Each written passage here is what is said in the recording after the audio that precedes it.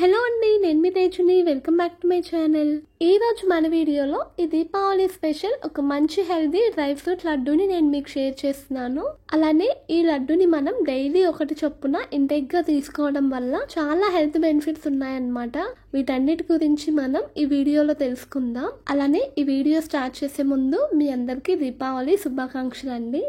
అలానే ఇప్పుడు ఈ డ్రై ఫ్రూట్ లడ్డూని ఎలా తయారు చేసుకోవాలో చూసేద్దాం.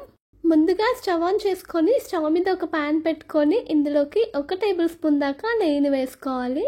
ఈ నెయ్యి కొంచెం కరిగిన తర్వాత ఇందులోకి 1 కప్పు దాకా జీడిపప్పు పలుకుల్ని వేసుకోవాలి.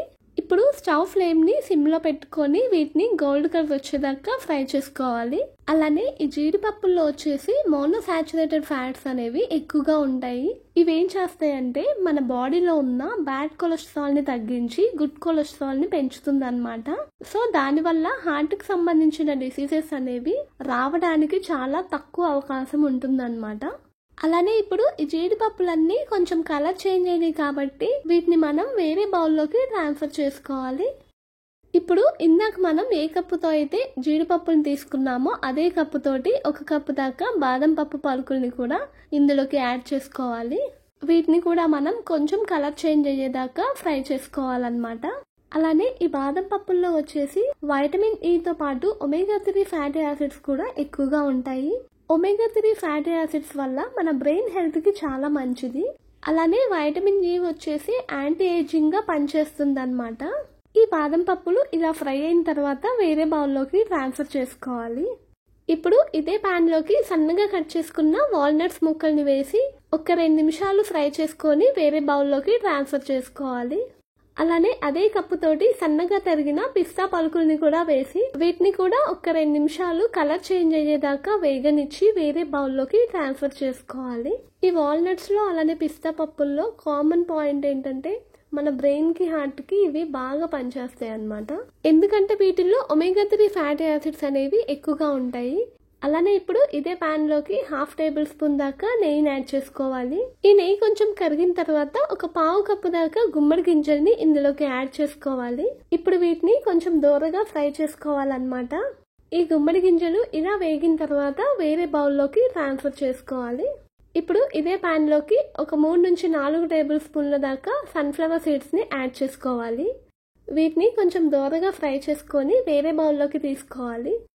అలానే ఇప్పుడు ఇందులోకి 3 నుంచి 4 టేబుల్ స్పూన్ల దాకా వాటర్ మెలన్ సీడ్స్ ని కూడా ఇందులోకి యాడ్ చేసుకోవాలి. ఈ సీడ్స్ అన్నిటిని వేయించినప్పుడు కొంచెం పొంగుతాయండి. అలా పొంగినప్పుడు మనం వెంటనే తీసేయాలన్నమాట, లేకపోతే మాడిపోతాయి. ఇప్పుడు ఇందులోకి 2 నుంచి 3 టేబుల్ స్పూన్ల దాకా నువ్వుల్ని యాడ్ చేసుకోవాలి.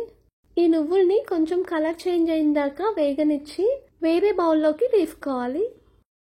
అలానే ఇప్పుడు 1/4 కప్పు దాకా ఎండు కొబ్బరి తురుముని కూడా యాడ్ చేసుకొని ఈ ఎండు కొబ్బరి తురుముని కొంచెం కలర్ చేంజ్ అయిన దాకా ఫ్రై చేసుకోవాలి. ఇలా కొంచెం కలర్ చేంజ్ అయిన తర్వాత వేరే బౌల్లోకి ట్రాన్స్ఫర్ చేసుకోవాలి.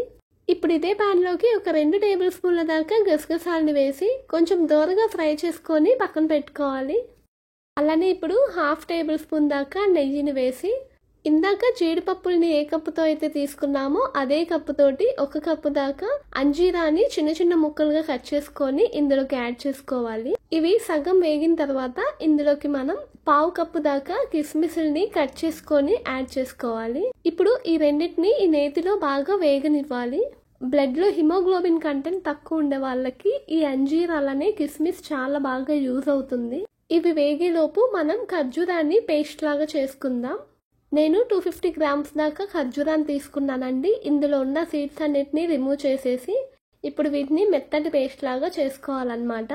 ఇప్పుడు ఈ ఖర్జూరా పేస్ట్ ని ఇందులోకి యాడ్ చేసుకొని మొత్తం కలిసేలాగా మిక్స్ చేసుకోవాలన్నమాట. మీకు కావాలంటే కొంచెం నెయ్యిని కూడా ఇందులోకి యాడ్ చేసుకొని మిక్స్ చేసుకోవచ్చు.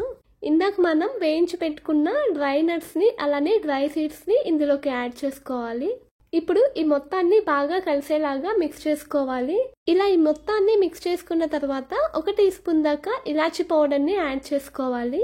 ఇప్పుడు మళ్ళీ ఇదంతా బాగా మిక్స్ చేసుకోవాలి. ఇలా మొత్తం కలిసే విధంగా చేత్తోటి బాగా మిక్స్ చేసుకున్న తర్వాత చిన్న చిన్న లడ్డూల్లాగా చుట్టుకోవాలి. ఇలా లడ్డూలన్నీ ఒక్కొక్కటిగా చుట్టేసుకొని ఒక సర్వింగ్ ప్లేట్ లోకి తీసుకొని సర్వ్ చేసుకోవడమే. అలానే ఈ లడ్డూలో చాలా హెల్త్ బెనిఫిట్స్ అనేవి ఉన్నాయి కాబట్టి రోజుకు ఒక లడ్డు తీసుకోవడం వల్ల చాలా మంచిది మన హెల్త్కి. అలానే ఈ దీపావళి రోజున మీరు కూడా తప్పకుండా ఈ డ్రై ఫ్రూట్ లడ్డూని ఒకసారి ట్రై చేసి నా కామెంట్ సెక్షన్లో షేర్ చేయండి. అంతే అండి, ఎంతో టేస్టీగా ఉండే healthy dry fruit laddu ready అయిపోయినట్టే. అంతే అండి ఈ వీడియో కనుక మీకు నచ్చితే లైక్ చేసి షేర్ చేసి మరిన్ని ఇంట్రెస్టింగ్ వీడియోల కోసం నా ఛానల్ని మీరు సబ్స్క్రైబ్ చేసుకోండి. నెక్స్ట్ వీడియోలో మళ్ళీ కలుద్దాం. Thank you for watching. Until then good bye.